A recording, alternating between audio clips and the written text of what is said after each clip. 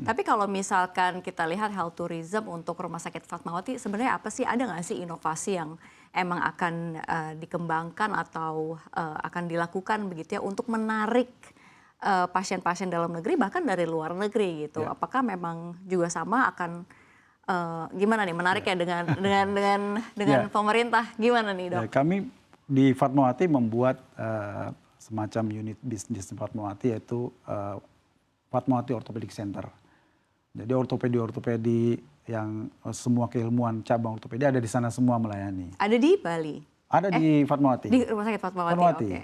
Ya, kita sudah mulai menyebarkan, bahkan sudah mulai dicari lah gitu ya. Orang sudah membandingkan, dok bisa nggak saya operasi di Fatmawati aja gitu ya. Yang beberapa teman melaporkan seperti itu. Mereka surprise karena baru kali ini nih disebutkan nama Fatmawati oleh pasien-pasien di luar gitu. Seperti itu. Karena selama ini memang seperti apa namanya, kita ya melayani dalam tanda kutip kan, kalau di rumah sakit negeri itu ya kerja bakti, kita sudah melayani aja tanpa mempromosikan dengan baik.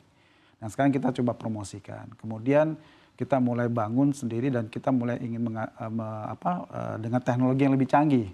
Ya, saya tadi pagi barusan berdiskusi dengan teman-teman, kita intens berdiskusi. Kapan kita mulai meningkatkan misalnya teknologi yang mungkin dipakai orang robotik, kita robotik seperti apa yang kita inginkan. Ya, tentu kita harus yang pertama keselamatan pasien. Yang kedua tadi pembiayaan Mbak Safira bilang, ya kan, itu supaya tidak membengkak gitu ya. Dengan ada robotik jadi membengkak itu kan sama saja, berarti tidak menolong. Ya, kemudian itu yang perlu kita pertimbangkan. Yang ketiga juga jadi daya tarik supaya orang mengerti bahwa kita mengerjakan apa yang dikerjakan di luar.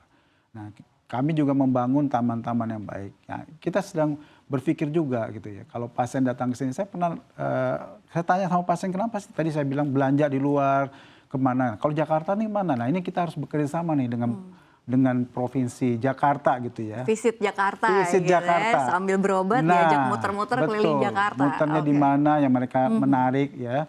Kemudian mereka pulang juga dengan bahagia. Itu memang kita harus kolaborasi, elaborasi lah dengan yang lain-lainnya seperti itu. Itu yang sedang kita kerjakan di Fatmawati. Oke, kalau berbicara memang kalau kita berobat begitu ya sambil menikmati health tourism begitu ya. Kalau misalkan kita bicara di Bali aja dok, ini kan bahkan memang banyak sekali dokter-dokter dari luar yang memang bisa berpraktek di Bali begitu. Ini kira-kira gimana nih dok? Apakah ini akan bertabrakan lagi begitu dengan dokter-dokter dalam negeri, juga alat-alat dari dalam negeri yang sebenarnya gimana? Lagi-lagi juga pemerintah Indonesia juga memberikan ruang atau wadah gitu ya untuk warga Indonesia ke Bali juga bisa untuk dapatkan pelayanan. Gimana nih dok? Jadi apakah ini berseberangan atau bagaimana atau bisa dikolaborasikan lagi? Ya, saya rasa ada niat baik dari pemerintah, yaitu bagaimana transfer of knowledge itu bisa langsung sampai ke kita gitu ya, seperti itu. Sebenarnya mengundang dokter asing untuk kemudian datang mengajar tuh kita dari dulu kan memang begitu. Ortopedi pertama kali muncul juga dari asing datang mengajari kita. Setelah itu ya mereka cabut, kita semua yang kemudian mengerjakan. Saya rasa ini awalnya mungkin akan seperti itu. Tapi seperti saya katakan tadi, dokter-dokter kita itu hebat-hebat juga, dokter Indonesia. Saya rasa setelah nanti mereka akan menguasai, yang pertama masalah bahasa. Tentu masyarakat lebih nyaman dengan bahasanya sendiri gitu. Nah, kalau berobat ke dokter kita gitu ya. Yang kedua juga dengan budaya gitu ya. Budaya itu yang berbeda itu jadi kendala. Saya melihat juga ya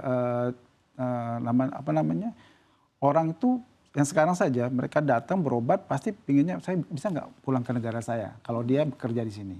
Kan seperti itu. Karena dia merasa nyaman untuk berada di rumahnya. Nah, saya rasa sih nggak akan lama itu.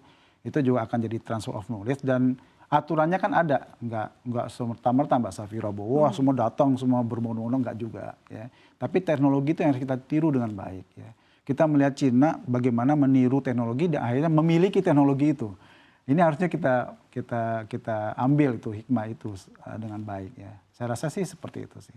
Oke dok, lalu bagaimana di Rumah Sakit Fatmawati melihat peluang begitu ya untuk mendapatkan pendapatan tentunya untuk Rumah Sakit Fatmawati di tengah memang banyak sekali tantangan-tantangan di dalam dunia kesehatan. Di samping juga harganya mahal, tapi rumah sakit juga ingin memberikan pelayanan yang baik. Gimana dok? Ya, kami alhamdulillah dengan beberapa rumah sakit vertikal kita untuk menekan pertama tentu biaya BMAP dan obat ya mahal itu kan. Itu yang pertama adalah kita melakukan konsolidasi. Jadi kita konsolidasi bersama-sama, kita melakukan kontrak supaya harga obat tuh tidak naik turun seperti Stabil ya, tadi ya. stabil. Ya, jadi kita bisa perkirakan dengan baik. Dan itu alhamdulillah sudah bisa kita tekan. Ada implan yang harga 40 sekarang jadi 20 juta misalnya. Itu kan jauh berkurang ya. Jadi kerjasama ini yang membuat kita menjadi lebih baik. Kemudian sebenarnya non medis juga banyak bisa kita lakukan untuk kita bilang konsolidasi ya. Seperti kan kita butuh dapur dan sebagainya, minyak dan itu kalau kita kerjakan bersama, itu akan semua rumah sakit itu akan mendapatkan harga yang baik dan itu akan menjadikan rumah sakit itu bisa survive lah ya dengan kondisi seperti ini. Ya, saya rasa itu. Kemudian yang ketiga tentu tadi saya bilang kita kerjasama dengan asuransi yang ada dan termasuk dengan yang asing nih Pak. Jadi kami sedang mencoba pergi ke kedutaan-kedutaan supaya kalau mereka ada yang sakit kita datang bisa ke Fatmawati dengan penyakit tertentu. Ya, connect. Nggak perlu lagi pulang ke negaranya dan sebagainya gitu ya. Nah ini kelihatannya yang sudah berhasil di Harkit ya, karena mulai duluan kan, dengan Jepang kan sudah lama tuh. Yeah. Jadi kalau ada Jepang sakit pasti mereka jatuh ke Harkit. Nah kalau kami juga ingin memulai dengan seperti itu. Negara mana yang pertama kali dituju? Kalau kita sih sebenarnya yang sudah pernah sering berobat tuh di Kanada, Amerika itu beberapa pasien kita ada gitu ya, seperti itu. Nah malah kalau yang negara tetangga sih ada Papua Nugini atau Timor Leste ya seperti itu. Jadi sehingga mereka nggak perlu pulang. Kalau Timor Leste sih nggak usah itu juga, kalau mereka nggak sanggup mereka akan kirim. Karena banyak tuh pasien tumor dari Timor Leste datang ke Indonesia tuh banyak sekali. Ya. Nah hanya untuk berobat? Berobat. Saya pernah diundang juga untuk membantu gitu ya. Karena saya kan hand and micro, jadi udah diangkat tumor saya menutup gitu. Itu pasien dari Timor Leste langsung dibayar di negaranya. Jadi kita peluang terbuka ya, tinggal promosi nih teman-teman mempromosikan, tidak boleh mempromosikan diri tapi nanti ada satu badan yang mempromosikan bahwa Indonesia itu mampu. Kita itu nggak kalah dengan luar negeri gitu ya, seperti itu. Kalau kita lihat pembicaraan, kendalanya apa sih dok? Untuk mempromosikan tuh kayak ada jadi memang ada pasal-pasal di kode etik rumah dan sakit. itu tidak bisa. Bahwa kita nggak boleh, misalnya dokter tidak bisa menjadi dia yang berbicara bahwa saya bisa mengerjakan, nggak boleh. Gitu ya. Jadi memang harus ada badan lain yang mengatakan bahwa rumah sakit ini bisa mengerjakan ini dan mengerjakan itu.